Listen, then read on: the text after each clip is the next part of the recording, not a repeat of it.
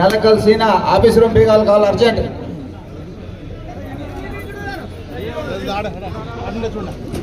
ఎన్టీఆర్ అమర్ రహే, ఎన్టీఆర్ అమర్ రహే, ఎన్టీఆర్ అమర్ రహే. జై తెలుగుదేశం, జై తెలుగుదేశం. పార్లమెంటరీ అధికార ప్రతినిధి సౌరభ్ గారిని సాధారణంగా ఆహ్వానిస్తున్నాం. క్లస్టర్ ఇన్ఛార్జ్ పి రాంబాబు గారిని సాధారణంగా ఆహ్వానిస్తున్నాం. అదేవిధంగా ఎక్స్ డిప్యూటీసీ విశ్వనాథ్ గారిని సాధారణంగా ఆహ్వానిస్తున్నాం.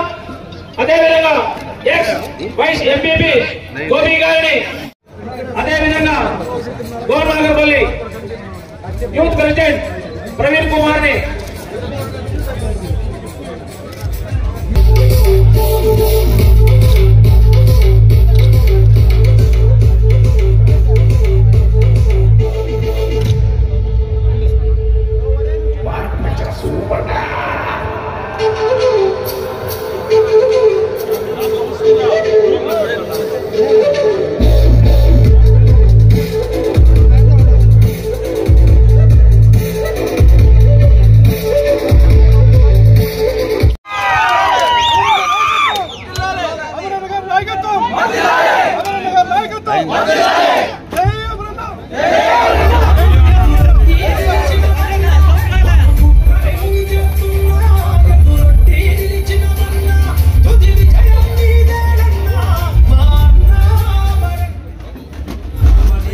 అందరూ కూడా ఫోన్ చేసుకోవచ్చు.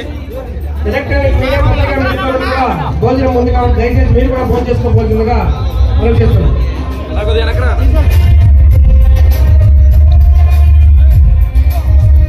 ప్రభుత్వం వల్ల వాలంటీర్ చేసుకుని కొంతమంది ఉండిపోయారు కాబట్టి వాళ్ళకి ఏది అవకాశం లేకుండా ఉండిపోతుంది. ఈసారి భారీ మెజారిటీతో మిమ్మల్ని గెలిపిస్తారు కాబట్టి ఈ కైగల్ ప్రాంతం అంతా కూడా ఖాళీగా ఉందన్నా. మాకేదైనా ఇండస్ట్రియల్ గా కానీ మాకేదైనా ఫ్యాక్టరీగా తెచ్చి మమ్మల్ని ఏదో విధంగా జాబుల్లో జాయిన్ చేసి మాకు అవకాశాలు కల్పించాల్సిందిగా అమరన్ గారిని రిక్వెస్ట్ చేస్తున్నాము. మరి ఇంతే కాకుండా యూత్ కి డైలీగా ఇంతమంది సమావేశం అయితే వైఎస్సీపీ మీటింగ్ వల్ల బిర్యానీలో మందుకు హాస్పిటల్ రాలేదు. ఒక ఫోన్ పెంచుకుంటూ ఇంతమంది ఆగిపోయినారు కాబట్టి అన్నని ముఖ్య ఉద్దేశం అన్న ఆశీర్వాదం మనకందరికీ కావాలా. కాబట్టి అన్నని మెయిన్ గా వీకోట ఏమైనా చేయవలసిందిగా అన్ని చేసినారు. కాకపోతే యూత్ కి చదువుకునేటటువంటి ఏం చేయాలో చేసినారు. కాలేజీలు అన్ని పెట్టారు కాబట్టి మనకి చదువుకుని ఆల్రెడీ కంప్యూటర్ ఖాళీగా ఉన్నాం కాబట్టి వాళ్ళకి ఏదో ఇండస్ట్రియల్ గా తెచ్చి మాకంతా ఉద్యోగ అవకాశాలు కల్పించాల్సిందిగా అమరని కోరుకుంటూ ఇద్దరు నా చిన్న ఉపన్యాసాలు ముగించుకుంటున్నాను. జై Hind, Jai Amaranna.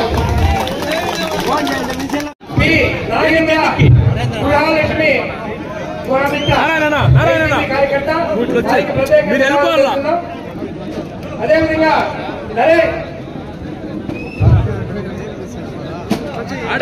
Balakrishna next Purushottam,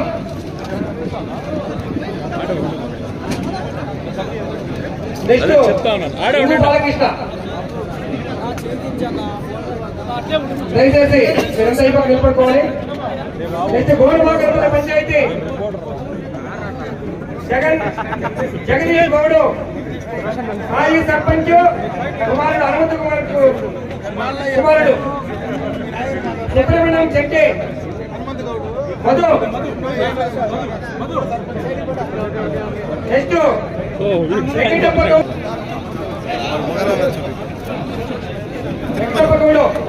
next N Nagaraju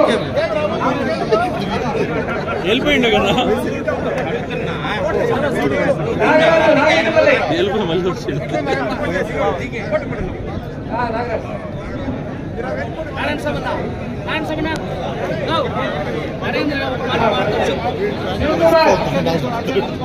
Shivakumar ward number SC YCP. Prasad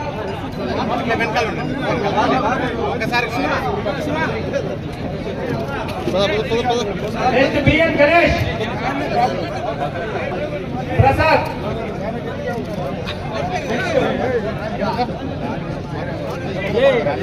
Suryaprakash, Harikrishna, Manjunath, Sriramulu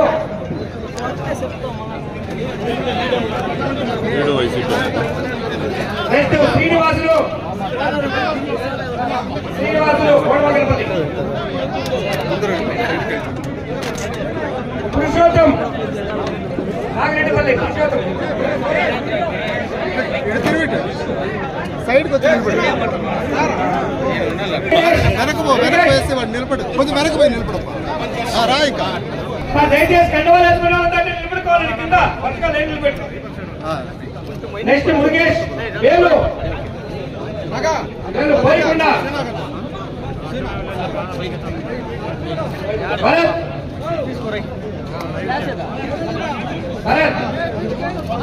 Anand Anand వీళ్ళు వెనక్కి పోతే కదా ఆడు చూసి వాళ్ళు ఆడొచ్చి అన్నగడ్డం నిలబడు ప్రసన్న పవన్ పవన్ కట్టు బి శ్రీనివాసులు కోడమగలపల్లి మోహన్ కోడమగలపల్లి ఓకేమా దయచేసి కింద వచ్చేయమన్నా భరత్ మార్కొండ గౌడు రాజమండ్లపల్లి భరత్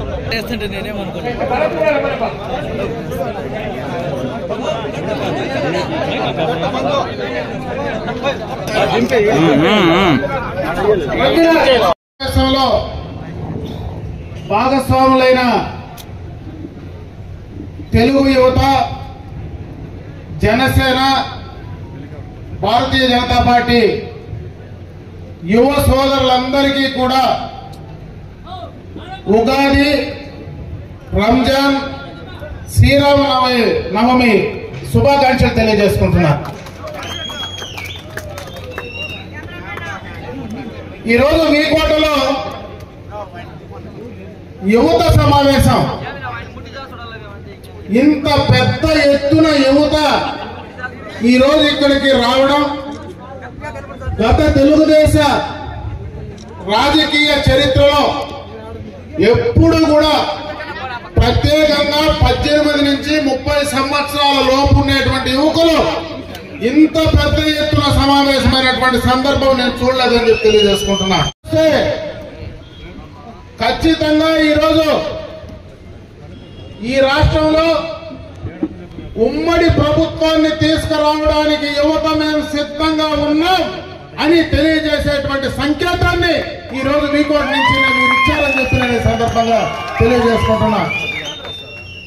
పెద్దలు చెప్పారు, నేటి యువతే రేపటి దేశ భవిష్యత్తు. ముఖ్యంగా రేపు భవిష్యత్తు మీదే. ఈరోజు ఇంతమంది పెద్దలు మాట్లాడింది కూడా రేపటి మీ భవిష్యత్తును దృష్టిలో పెట్టుకొని, మీ భవిష్యత్తు బాగుండాలని, మీరందరూ కూడా ఎదగాలని, మీకు అన్ని రకాల అవకాశాలు కావాలని ప్రభుత్వాలు మీకోసం దూరపు ఆలోచన, భవిష్యత్ ఆలోచన, విజనరీతో ఒక ముందుకు వెళ్ళాలనేటువంటి ఆలోచనతోనే ఈరోజు ఉమ్మడి అభ్యర్థులుగా అటు ప్రసాదరావు గారిని, ఇటు పలమనేరు నియోజకవర్గంలో నాకు ఇద్దరిని కూడా అటు చంద్రబాబు నాయుడు గారు, పవన్ కళ్యాణ్ గారు, అదేవిధంగా భారతీయ జనతా పార్టీ కలిసి మమ్మల్ని ఈ రోజు మీ వద్దకు పంపించడం జరిగిందని చెప్పి తెలియజేసుకుంటున్నాను. భారతదేశంలో ఎక్కడైనా డ్రగ్స్, గంజాయి దొరికితే దాని మూలాలు ఆంధ్ర రాష్ట్రంలో ఉండే విధంగా తయారు చేసిన ఘనత మాత్రం మరి జగన్మోహన్ రెడ్డి గారికే దక్కుతుందని చెప్పే సందర్భంగా తెలియజేసుకుంటున్నా. ఆ విధంగా మొట్టమొదటిగా ఆయన వంచింది, ఆయన మాట తప్పింది యువకులకు సంబంధించినటువంటి విషయాల్లోనే గుర్తుంచుకోమని చెప్పి నేను యువ సోదరులందరికీ కూడా తెలియజేసుకుంటా ఉన్నా. అదే కాదు, ఈరోజు పెట్టుబడులు లేకపోతే యువతకు అవకాశాలు రావు. ఎక్కడైనా పెట్టుబడులు తీసుకురాకపోతే రాష్ట్రానికి ఆదాయం రాదు. రాష్ట్రానికి ఆదాయం లేకపోతే సంక్షేమం మనం తీసుకురాలేం. ఆయన ఆలోచన, నాకు ఆదాయంతో పని లేదు, నేను అప్పులతోనే సంక్షేమం తీసుకొస్తా, నేను ఒకటే కార్యక్రమం చేస్తా ఉన్నా, నేను 130 సార్లు బటన్ నొక్కుతున్నా, నా కోసం 2 సార్లు బటన్ నొక్కలేరా అని అడుగుతా ఉన్నాడు. అయ్యా, నువ్వు 130 సార్లు బటన్ నొక్కింది మీ తండ్రి మీ తాత రాజారెడ్డి రాజశేఖర రెడ్డి సొత్తుతో ఏమైనా బటన్ నొక్కావా అని అడుగుతా ఉన్నా. మా తలలు తాకట్టు పెట్టి అప్పులు తీసుకొచ్చి ఆ అప్పులతో నేను బటన్ నొక్కుతానని ఇంకొక పక్క అదే బటను మా పైన వేసేటువంటి ట్యాక్సుల రూపంలో వసూలు చేస్తున్నావా లేదా జగన్మోహన్ రెడ్డిని అడుగుతా ఉన్నా. ఈ 5 సంవత్సరాల్లో నిత్యావసర వస్తువుల ధరలు ఎంత పెంచావు?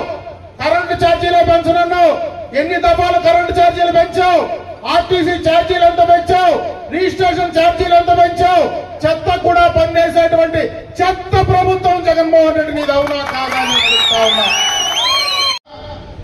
చంద్రబాబు నాయుడిని తిట్టడం తప్పించి వేరే పని లేదు. పవన్ కళ్యాణ్ గారిని తిట్టడం తప్పించి వేరే కార్యక్రమం లేదు.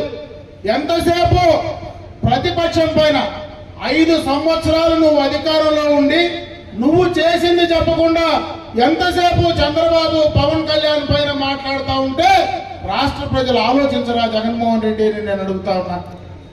ఈ రోజు నేను ఒకటే అడుగుతా ఉన్నా, అయ్యా జగన్మోహన్ రెడ్డి, ఈ 5 సంవత్సరాల్లో నువ్వు ఈ రాష్ట్రానికి తీసుకొచ్చినటువంటి పెట్టుబడులేమో చెప్పగలవా ఈ రాష్ట్ర యువతకు? గత ప్రభుత్వంలో ఈ రాష్ట్రానికి భారతదేశ చరిత్రలోనే అతి పెద్ద ఎఫ్డీఐని తీసుకొచ్చినటువంటి ఘనత చంద్రబాబు నాయుడు గారికి దక్కుతుందని చెప్పి తెలియజేసుకుంటున్నా.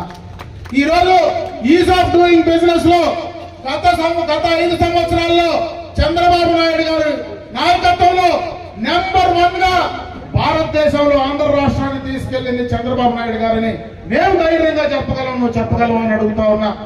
ఈ రోజు కియా ఇండస్ట్రీస్ ఆటోమొబైల్ హబ్, మన అదే విధంగా తిరుపతిలో ఎలక్ట్రానిక్ మ్యానుఫ్యాక్చరింగ్ క్లస్టర్ ఎయిర్పోర్ట్ పక్కన, అక్కడనే ఇంకా చాలా మందికి రిలయన్స్ లాంటి ఇండస్ట్రీలకు మనం భూములు ఇచ్చి టీసీఎస్ తీసుకొస్తే వాటిని కూడా బెదిరించి బయట పెట్టే పరిస్థితి చేశాం. నేను అడుగుతా ఉన్నా, ఇదే జిల్లాలో రాష్ట్రం అంతా కూడా వద్దు, ఇదే జిల్లాలో అమర్ రాజా ఇండస్ట్రీస్ ఉంది. వాళ్ళు మేనేజ్మెంట్ మేము ఇక్కడ పుట్టాం కదా, ఈ జిల్లాలో పుట్టాం, ఈ జిల్లాలోనే ఆ ఇండస్ట్రీని మేము పెంచాలా, ఇక్కడ పెంచితే ఈ జిల్లాలో వాళ్ళకు ఉపాధి అవకాశాలు పెరుగుతాయి అనేటువంటి మంచి ఆలోచనతో అటు పేటమిట్లో కానీ దిగువ మొగంలో కానీ తిరుపతిలో కానీ వాళ్ళ ఇండస్ట్రీస్ తీసుకొస్తే వాళ్ళ ఎక్స్పాన్షన్ కోసం 9,000 కోట్ల రూపాయల పెట్టుబడులు ఎక్స్పాన్షన్ కోసం తీసుకొస్తే వాళ్ళ పైన మరి అన్ని రకాలుగా వేధింపులు గురి చేసి అన్ని రకాలుగా వాళ్ళ పైన ఈ దగ్గర ఉండేటువంటి సంస్థల్లో వాళ్ళ పైన బెదిరించి భయపెట్టి ఆ 9,000 కోట్ల రూపాయల పెట్టుబడులు ఈ రోజు తెలంగాణకు పోయాయంటే ఆ పాపం నీది అవునా కాదా జగన్మోహన్ రెడ్డి? ఈ రోజు ఆ 9,000 కోట్లు ఇక్కడ పెట్టుబడులు ఉంటే ఇంకొక 10,000 మందికి ఈ జిల్లాలో ఉపాధి అవకాశాలు వచ్చేటివి. వాళ్ళని బెదిరించి భయపెట్టి తరిమిపేస్తే ఇంకా ఎవరైనా పెట్టుబడిదారులు ఈ జిల్లాకు వస్తారా, ఈ ప్రాంతానికి వస్తారా అని అడుగుతా ఉన్నా. చెప్పాలా, ఈ రోజు ఈ రాష్ట్రానికి ఒక విజన్ కలిగినటువంటి నాయకత్వం అవసరం. ఆ నాయకత్వాన్ని బలపరచడానికి ఈ రోజు ఉమ్మడిగా ఈ వేదిక పైన కూర్చోవడానికి ప్రధాన కారణం ఒక నిజాయితీ నిబద్ధత కలిగినటువంటి, ముఖ్యంగా యువకుల భవిష్యత్తు గురించి ఆలోచించేటువంటి వ్యక్తిగా ఈ రోజు అటు కేంద్రంలో రాష్ట్రంలో సంబంధాలు ఉంటేనే మీ భవిష్యత్తుకు మరి న్యాయం జరుగుతుంది, మీ భవిష్యత్తుకు మంచి జరుగుతుంది అనేటువంటి ఆలోచనతో రాజకీయంగా ఏ మాత్రం స్వార్థం లేకుండా పవన్ కళ్యాణ్ గారు పనిచేసినటువంటి దాని వల్లనే ఈ రోజు మన అందరం కూర్చోగలిగామని చెప్పి సందర్భంగా మీకు తెలియజేసుకుంటున్నా. నేను ఎందుకు ఈ విషయాలు చెప్పానంటే, నిజంగా ఏ రాజకీయ పార్టీలైనా సీట్లు వచ్చినప్పుడు నాకు అన్ని సీట్లు కావాలా, ఎన్ని సీట్లు కావాలంటాడు.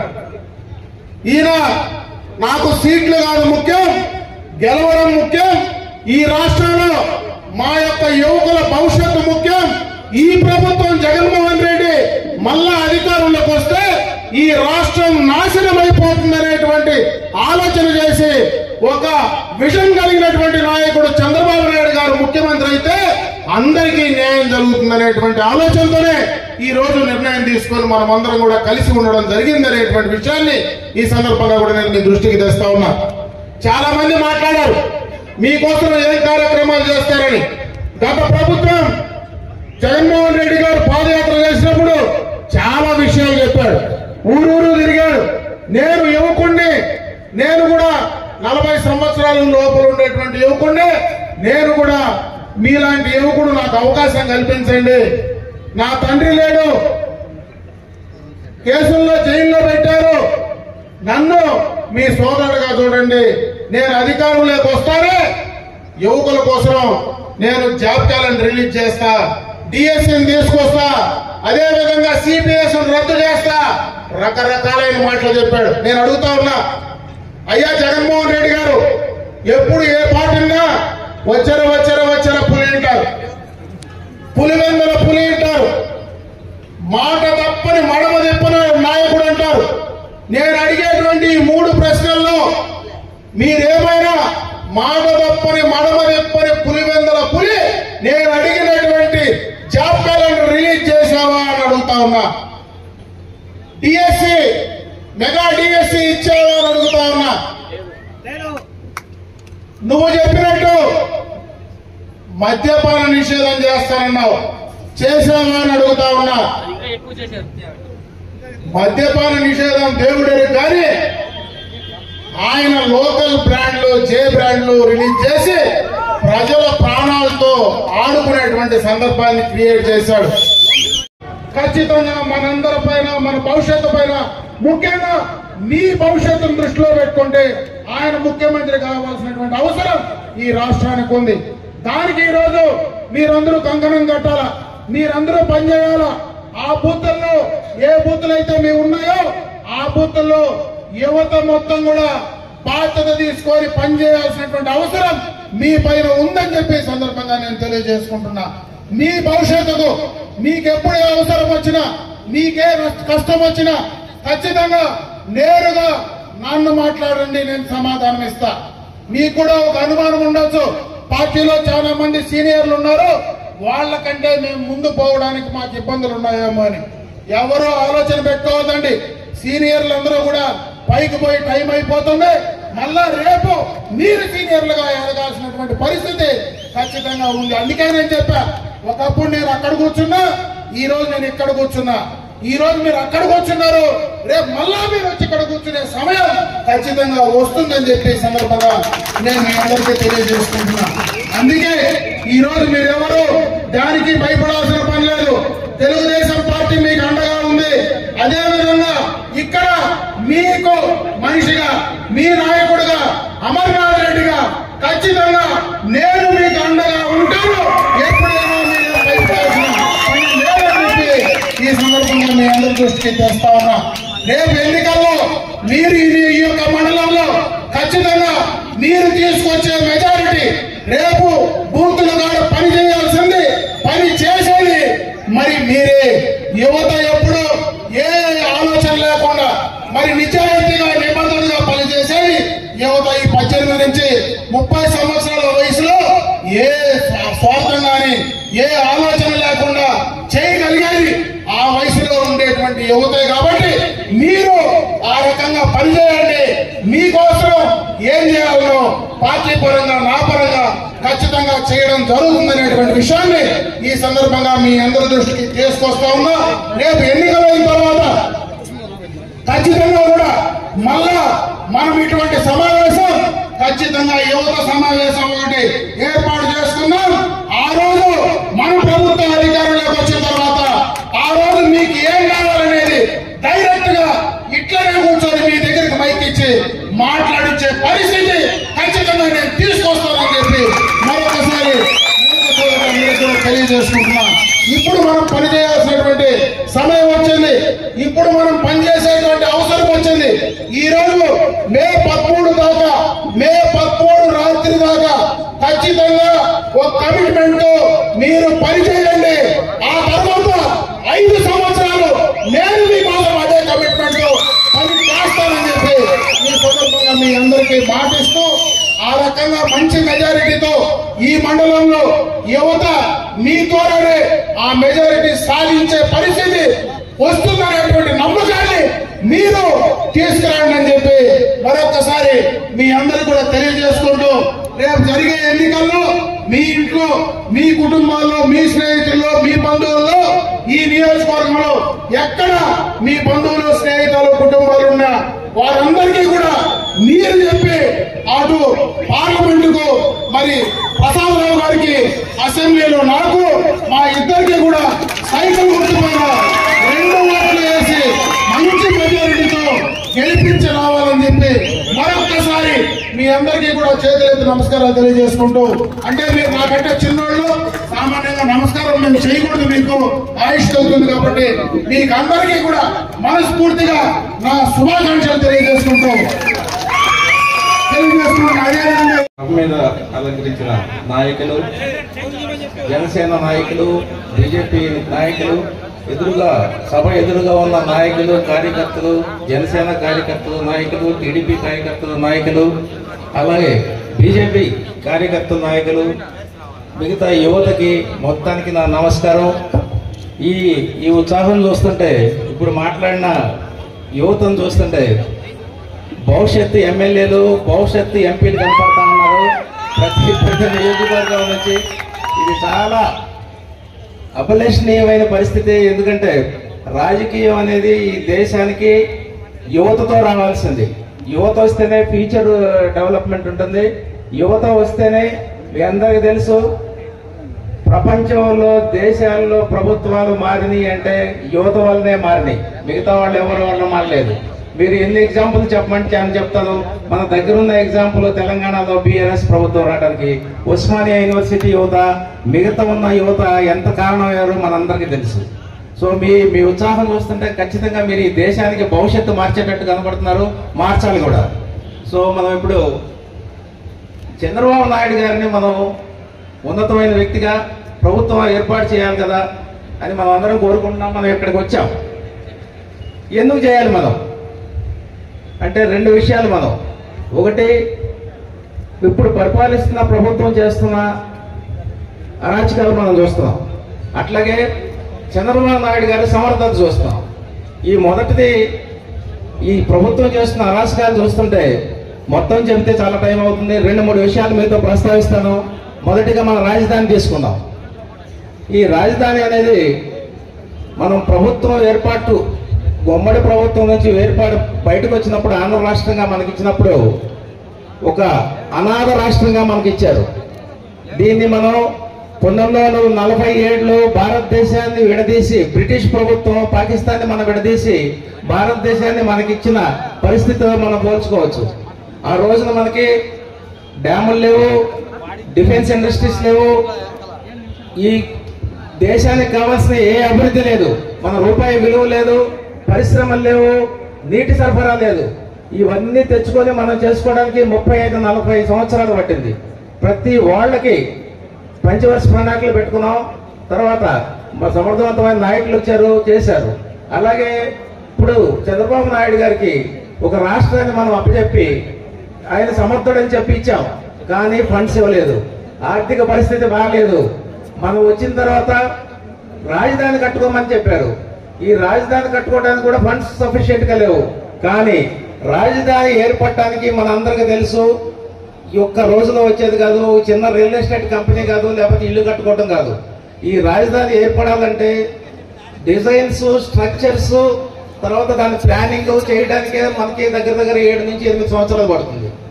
అట్లాంటి శాశ్వతమైన రాజధాని పెట్టాలని సింగపూర్ నుంచి ఆర్కిటెక్ట్స్ ని, స్ట్రక్చరల్ ఇంజనీర్స్ ని, తర్వాత జపాన్ నుంచి తెచ్చి మనకు బ్రహ్మాండమైన ప్లాన్ తీసుకొని వచ్చారు చంద్రబాబు నాయుడు గారు. ఇప్పుడు మనం ఎవరైనా సరే మీరు అక్కడ మంగళగిరి ఆఫీసులోకి వెళ్తే కనపడుతుంటుంది మనకి. జ్యుడిషియల్ వాళ్ళు ఎక్కడ ఉండాలి, శాసనసభలు ఎక్కడ ఉండాలి, తర్వాత ఎగ్జిక్యూటివ్స్ ఎక్కడ ఉండాలి, వాళ్ళ క్వార్టర్స్ ఎక్కడ ఉండాలి, జనరల్ పబ్లిక్ ఎక్కడ ఉండాలి, పారిశ్రామికవేత్తలు ఎక్కడ ఉండాలి, ఎడ్యుకేషనల్ ఇన్స్టిట్యూషన్స్ ఎట్లా ఉండాలి, వీళ్ళందరికీ రోడ్డు సౌకర్యం ఏంటి, వీళ్ళందరికీ గ్రీనరీ ఎట్లా వస్తుంది అని బ్రహ్మాండమైన ప్లాన్ వేశారు. మనందరికీ తెలుసు, ఆ ప్లాన్ ఇంప్లిమెంట్ అయితే అందరు ప్రజలు వచ్చేస్తారు. ప్రైవేట్ ప్రజలకి గవర్నమెంట్ ఏం చేయదు, ఆటోమేటిక్ మనమే వస్తాం. అక్కడ ఉన్న ఎంప్లాయర్కి ఇల్లు కట్టడానికి రియల్ ఎస్టేట్ కూడా వస్తారు, అక్కడ ఉన్న ఎడ్యుకేషనల్ ఇన్స్టిట్యూట్ సప్లై చేయడానికి, పిల్లలను చదువుకోవడానికి మిగతా వాళ్ళు వస్తారు. ఇట్లా రాష్ట్రం రాజధాని అలా అలా అలా అలా స్ప్రెడ్ అవుతూ ఉంటుంది. It is a natural course of development. మనం ఏది ఇట్లా సుత్తేసినట్టు అయ్యేది కాదు. కానీ అట్లాంటి టైంలో మనం ఏం చేసాం, అన్ని రెడీ చేసి అన్నం తినబోయేటప్పుడు మనం అతను చెప్పిన మాటలు నమ్మి విఘ్నతని మనం వదులుకొని అవిఘ్నతని అసమర్థతని ఎన్నుకున్నాం. 2019లో చంద్రబాబు నాయుడు గారిని ఓడించాం. 7 సెగ్మెంట్స్ ఎమ్మెల్యేలు మేము టీం అంతా దీనికోసం ప్రయత్నం చేస్తాం. మీరు చూస్తారు, నేను చెప్పడం కాదు, మేము ఇంప్లిమెంట్ చేసిన తర్వాత మేము వచ్చి మేము ముందు నిలబడతాం, వచ్చి ఇది చేసాం అని చెప్తాం. ఇప్పుడు చెప్తే ఏంటంటే ఎలక్షన్ వాగ్దానాల్లో కనిపిస్తున్నాయి. ఈ ఎలక్షన్ వాగ్దానాలు చాలా మంది నమ్మకూడదు అంటారు. సో కాబట్టి ఇది మీరు చేసిన తర్వాత మీకు చూపిస్తాం. ఆల్రెడీ మీరు అమర్నాథ్ రెడ్డి గారికి ప్రూవ్ చేసేసుకున్నారు ఆయన పర్ఫార్మెన్స్ అంటూ. నేను ఇప్పుడు కొత్తగా ఎవరు చెప్పక్కర్లా, నేను కొత్తగా వచ్చాను కాబట్టి నేనేం చేస్తానో మీకు చెప్పాల్సిన అవసరం ఉంది. ఎందుకంటే నాకు రిఫరెన్స్ పాయింట్ లేదు. ఈయన అది చేశాడని చెప్పడానికి రిఫరెన్స్ పాయింట్ లేదు. నా ఎఫిషియన్సీ గవర్నమెంట్ లో ఉంది, నా ఎఫిషియన్సీ బిజినెస్ లో ఉంది. మీ అందరికి తెలియదు కాబట్టి రిఫరెన్స్ పాయింట్ లేదు. అందుకని నేను కొత్తగా ఏం చేస్తానో చెప్తున్నాను. వీళ్ళు సమర్థవంతమైన నాయకులు సపోర్ట్ తీసుకొని నేను ముందుకెళ్ళి మీకు కావాల్సిన ఉద్యోగానికి కావాల్సిన ఏ అవకాశాన్ని కూడా వదలకుండా పారిశ్రామికమా లేకపోతే యూనివర్సిటీసా చూస్తాం. అట్లాగే వ్యవసాయదారులు ఇక్కడ సఫర్ అవుతున్నంతగా వేరే చోట లేదు. షుగర్ మిల్స్ ఉన్నాయన్నీ సిక్ యూనిట్స్ అయిపోయినాయి. ఆ సిక్ యూనిట్స్ కి రీజన్స్ వెతకటం లేదు. అది ఎప్పుడైతే ఇండస్ట్రీ పడిపోయిందో షుగర్ కేన్ పండిస్తే ఇక్కడ ఇండస్ట్రీ లేదు, పక్కనానికి వెళ్ళిపోవాలి. ట్రాన్స్పోర్టేషన్ పెరుగుతుంది. వ్యవసాయదారుడు ఒక పంట పండడానికి అలవాటు పడిన తర్వాత దాని నుంచి మార్చడం చాలా కష్టం. షుగర్ కేన్ పండించాడు, వరి వేయమంటే వేయలేడు, లేకపోతే ఇంకోటి ఏదో ఏమంటే వేయలేడు. కాబట్టి ఈ షుగర్ ఇండస్ట్రీస్ ని అట్లీస్ట్ రివైవ్ చేస్తాం. ఇది కాకపోతే కాందసారి మిల్స్ అని ఉంటాయి, పెద్ద ఎక్కర్లేదు. కాందసారి మిల్స్ అంటే చిన్న చిన్న మిల్స్ ఈ ఎస్టాబ్లిష్ చేయడానికి ట్రై చేస్తాం. సో కాబట్టి వ్యవసాయదారులకి గిట్టుబాటు ధర వస్తుంది. వాళ్ళు దూరం పోయి ఈ ట్రాన్స్పోర్ట్ ఛార్జ్ పెట్టుకోవాల్సిన అవసరం లేదు. తర్వాత వీళ్ళకి ఫైనాన్స్ సపోర్ట్ ఏమైనా కావాలంటే ఫండింగ్, దానికి కూడా మేము ప్రయత్నం చేస్తాం. అన్ని విషయాలు తెలిసిన వాడిని కాబట్టి మీకు చెప్పగలుగుతున్నాను. అలాగే ఇంకా మనం చూస్తే చేనేత కార్మికుల విషయం కూడా ఉంది మనకి కాన్స్టిట్యూన్సీలో. ఇక్కడ ఎంతవరకు ఉందో అసెంబ్లీలో తెలియదు కానీ నగరి మిగతా నా కాన్స్టిట్యూన్సీలో చాలా మంది ఉంది. వీళ్ళందరూ కూడా హ్యాండ్ టు మౌత్ బతుకుతున్నారు. వీళ్ళకి ఫెసిలిటీ కల్పించడానికి పెద్ద లెవెల్లో కాకపోతే చిన్న లెవెల్లో టెక్స్టైల్ పార్క్ తెచ్చుకోవాల్సిన పరిస్థితి మనకు. నేను ఆల్రెడీ మినిస్ట్రీ ఆఫ్ టెక్స్టైల్స్ లో ఉన్న ప్రిన్సిపల్ సెక్రటరీ నా బ్యాచ్ మేట్ అయితే నేను ఆల్రెడీ మాట్లాడాను. ఆమె మీ లిటరేచర్ అంతా ఇస్తాను, ఫండింగ్ ఇస్తాము, మీరు ముందు గెలిచి రండి, మేము చేసి చూపిస్తాము అంటున్నారు. కాబట్టి ఇట్లాంటివన్నీ చేస్తాము. అలాగే నీటి సౌకర్యం కూడా ఇక్కడ తక్కువ ఉంది. మీ అందరికీ తెలుసు మనకి ఇరిగేషన్ ఫెసిలిటీ ఎందుకు తక్కువ ఉంది. మన వాళ్ళు శ్రీశైలం నుంచి హంద్రీనీవా వాటర్ తీసుకోవడానికి ఎంత ప్రయత్నం చేస్తారో మీ అందరికీ తెలుసు. కానీ వాటర్ లేనప్పుడు ఇవన్నీ జరుగుతాయా? మనకు వచ్చిన కుంటలు నిండుతాయా వాటర్ లేనప్పుడు? దీనికి గాను మనం ఫస్ట్ ఇరిగేషన్ ఫెసిలిటీస్ పెంచుకోవాలి, వాటర్ సప్లై పెంచుకోవాలి. మీ అందరికీ తెలుసు మనకి కృష్ణా నీరు ఆధారం. మనకి శ్రీశైలం నుంచి మనం తీసుకుంటాం, నాగార్జున సాగర్ నుంచి రైట్ కెనాల్ లో మిగతా డిస్ట్రిక్ట్లు తీసుకుంటాం. ఆంధ్రప్రదేశ్ లో బకింగ్హామ్ కెనాల్ నుంచి కోస్టల్ డిస్ట్రిక్ట్స్ తీసుకుంటాం. కానీ వీటికి నీళ్లు రావట్లేదు. వర్షాభావ పరిస్థితుల వల్ల నీళ్లు లేనప్పుడు చంద్రబాబు నాయుడు గారు గ్రేట్ విజన్ తోటి పోలవరం ప్రాజెక్ట్ 72% కంప్లీట్. మనకు రాజధాని కావాలంటే అట్లాంటి ప్లాన్లు మళ్ళీ ఇంప్లిమెంట్ చేయాలంటే, అట్లాంటి రాజధాని మనకు కావాలంటే మనకు ఖచ్చితంగా చంద్రబాబు నాయుడు గారు లాంటి సమర్థవంత నాయకుడిని మనం ఎన్నుకోవాల్సిందే. అంతకు మించి మనకు వేరే దారి లేదు.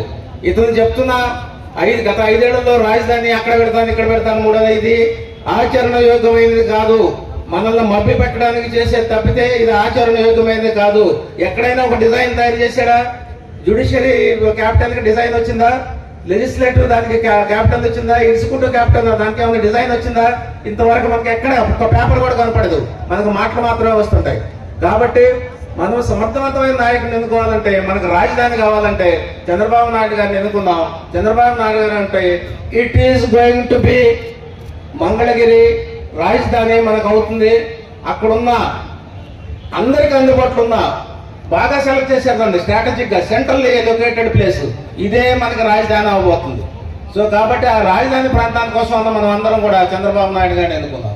అట్లాగే ఇంకొక విషయం తీసుకుంటే చంద్రబాబు నాయుడు గారిని మనం అందరం చూసి అరెస్ట్ చేశారు ఫర్ నో రీజన్. మీరందరూ దానికి రీజన్స్ ఏమైనా చూసారో లేదో కానీ ఫర్ నో రీజన్ ఆయనకి తప్పు అనేది టెక్నికల్ గా లేదు, కోర్ కేసులో కూడా లేదు. టెక్నికల్ గా ఆయన గవర్నర్ పర్మిషన్ తీసుకోవాలి అనే విషయాన్ని తీసుకోవద్దని చెప్పి అరెస్ట్ చేశారు. అట్లాగే కేసులో కూడా ఈయన చేసిన తప్పుకి ఏది తప్పని మీరు కానీ అనుకుంటే ఈ డబ్బులు ఎవరో కంపెనీకి వెళ్ళి వాళ్ళ దగ్గర నుంచి ఈయనకి రావాలని కదా ఆయన ఉద్దేశం. అది ఆపాదించడానికి ఎవరితో కంపెనీకి డబ్బులు లేదు ప్రభుత్వం, అక్కడ నుంచి ఈయనకు వచ్చినాయని వీళ్ళు అలిగేషన్ చేస్తారు. దానికి నెక్సెస్ ప్రూవ్ చేయలేకపోయారు. నెక్సెస్ అంటే ఈయన చేసిన దానికి అక్కడ నుంచి వెనక్కి వచ్చిన దానికి ఈయన బంధువులకు కానీ బీనామీలకు కానీ లేకపోతే ఇంకే కంపెనీ కూడా దానికి ఉన్న సంబంధాన్ని ప్రూవ్ చేయలేకపోయారు. కాబట్టి ఇప్పటి వరకు ఆ కేసు డిసైడ్ కాలేదు, సుప్రీంకోర్టులో పెండింగ్ ఉంది. ఆ ఇద్దరు జడ్జిలు ఇది కాదయ్యా లార్జర్ బెంచ్ మీరు చేయండి అయ్యా అని చెప్తే రిక్వెస్ట్ గానే ఉంది. లార్జర్ బెంచ్ కూడా ఇంకా ఫామ్ కాలేదు కాబట్టి ఆ కేసు అట్లా వెళ్ళిపోతుంది. కానీ అరే ఈ మధ్యలో ఏమైపోయింది, 52-53 రోజులు అరెస్ట్ చేసి హెరాస్ చేసేసారు. సరే ఇట్లా ఉంటే మనం ఇంతకుముందు రాజకీయ నాయకులకి ఎవరికైనా అరెస్ట్ అనే విషయం మనకు తెలుసా? ఇంతకుముందు మన చరిత్రలో తప్పులు జరిగినాయి, 90లో జరిగినాయి, 95లో జరిగినాయి. వాళ్ళందరికీ మనం ఒక అవకాశం ఇచ్చాము. అయ్యా మీరు ఈ దేశానికి ఈ రాష్ట్రానికి మీరు చేసిన సేవలు కాంట్రిబ్యూషన్ ఉంది కాబట్టి మిమ్మల్ని అరెస్ట్ చేయరు. మీ మీద అలిగేషన్ వచ్చింది కాబట్టి కోర్టులో మీరు ప్రూవ్ చేసుకోండి. మీరు ప్రూవ్ చేసుకున్న తప్పు అయితే కోర్టు నిర్ణయిస్తుందంటే ఏ కేసు అవ్వలేదు, ఎవరికి అలిగేషన్ కాలేదు, ఎవరిని అరెస్ట్ చేయలేదు. మరి చంద్రబాబు నాయుడు గారిని ఎందుకు అరెస్ట్ చేశారు? చంద్రబాబు నాయుడు కూడా ఈక్వల్ గా మన దేశ నాయకులైన వాజ్పేయి గారు కానీ, అద్వానీ గారు కానీ, లేకపోతే జవహర్లాల్ నెహ్రూ గారు కానీ, మన్మోహన్ సింగ్ గారు కానీ, చిదంబరం గారు కానీ, లేకపోతే ఈ దేశానికి కాంట్రిబ్యూషన్ చేసిన ఏ లీడర్తో ఈయన తక్కువ కాదు, అన్ని లీడర్లతో సమానమవుతున్నాం. అట్లాంటి వ్యక్తిని ఎందుకు అరెస్ట్ చేశారు అని మనం అందరం కొంతైతే అడగాల్సిన పరిస్థితి వస్తుంది. ఎంతో సాఫ్ట్వేర్ కొంతమంది ఇంజనీర్లు అడిగారు కానీ మన ప్రజలు అడగాల్సిన సమయం వచ్చింది. ఇది అడగాల్సిందే, అడగకపోతే ఈయన ఇట్లా చేసుకుంటా వెళ్ళిపోతాడు. అలాగే ఇంకొక ఇన్సిడెంట్ తీసుకుంటే నిన్న డ్రగ్స్ విషయం వచ్చింది. ఆల్రెడీ మన రాష్ట్రం అంతా గంజా యూత్ కి అవైలబుల్ ఉంటుంది. మన యువత నిరుద్యోగంతో బాధపడుతున్నారు. అలాగే వాళ్ళకి తల్లిదండ్రుల సపోర్ట్ తగ్గుతుంది. ఎందుకంటే ఒక మనిషి 20-24 ఏళ్ళు వచ్చిన తర్వాత తల్లిదండ్రులు ఎంతకాలం పోషించడు. కాబట్టి అతనికి ఉద్యోగం ఎప్పుడు లేదు, ఐడియల్ మైండ్ అయిపోతుంది. ఐడియల్ మైండ్ అయిపోయి మత్తు పదార్థాలకు అలవాటు పడుతున్నారు. అలవాటు పట్టడానికి అవైలబిలిటీ ఉండాలి, ఆయన అవైలబుల్ చేసేస్తారు. అట్లాంటిదే మనం వచ్చిన కంటైనర్ కూడా అట్లాంటిదే, డ్రగ్స్ విశాఖపట్నంలో పట్టుకున్నది. ఆ డ్రగ్స్ మన రాష్ట్రంలో డిస్ట్రిబ్యూట్ చేయడానికి తెచ్చింది, మన యువతను పాడు చేసినట్టుగా తీసుకొచ్చింది అనమాట. ఎట్లయినా దాన్ని అరెస్ట్ చేస్తారంటే దాని మీద క్లియర్ గా ఉంది, సంజయ్ ఎక్స్పర్ట్స్ అని. సింపుల్ గా ఇన్వెస్టిగేషన్ చేసినాడు. ఈ డైరెక్టర్లు ఎవరు అని చెప్పి వెతికితే రిజిస్టర్ ఆఫ్ కంపెనీస్ లో డైరెక్టర్షిప్ కనపడుతుంది. వాళ్ళ కోనా ఫ్యామిలీ అని కనపడింది. ఆ ఫ్యామిలీ వైఎస్ఆర్సీపీ మెంబర్స్, వైఎస్ఆర్సీపీ నాయకులతోటి అందరితో ఫోటోలు ఉన్నాయి. పండగలకి వాటికి శుభాకాంక్షలు చెప్తుంది. ఇంక ఏం ఆపుతుంది అరెస్ట్ చేయడానికి? తప్పు దొరికి సంబంధం కనపడాయి, నెక్సెస్ ప్రొవైషన్ చేసినేమో అరెస్టులు లేవు, ఇన్వెస్టిగేషన్ ఆపేశారు. పెద్ద తప్పు ఇది, ప్రపంచంలోనే పెద్ద తప్పు. ఈ డ్రగ్స్ రావటం అనేది మన రాష్ట్రం యొక్క అభివృద్ధికి కానీ లేకపోతే మన రాష్ట్రం యొక్క చెడు విధానాన్ని ప్రపంచానికి చూపిస్తుంది. ఇప్పుడు దాకా బాగున్న దేశానికి చూపించడం మన రాష్ట్రాన్ని చూపిస్తుంది. మన రాష్ట్రంగా చెడుగా చూపించాల్సిన అవసరం మనకుందా? కాబట్టి ఇట్లాంటి వాళ్ళని మనం క్వశ్చన్ చేయాలి, అడగాలి. ఎందుకు ఇన్వెస్టిగేషన్ ఆపేది? ఇది దీనివల్ల వచ్చింది ఏంటి మీకు నష్టం? ఏ ఆధారం లేని చంద్రబాబు గారిని 53 రోజులు పెట్టి మీరు అరెస్ట్ చేశారు. అన్ని ఆధారాలు ఉన్న కేసుని ప్రపంచంలోనే మన రిప్యుటేషన్ పాడు చేస్తున్న, ఆంధ్ర రాష్ట్రం రిప్యుటేషన్ పాడు చేస్తున్నదానికి మీరు ఎందుకు ఇమీడియట్ గా యాక్షన్ తీసుకోవట్లేదు? సిబిఐ అవ్వచ్చు, ఇంకోటి అవ్వచ్చు, లేకపోతే పోలీస్ అవ్వచ్చు, గవర్నమెంట్ అవ్వచ్చు. ఎందుకు ఆలస్యమైంది? ఇప్పటి వరకు యాక్షన్ లేదు.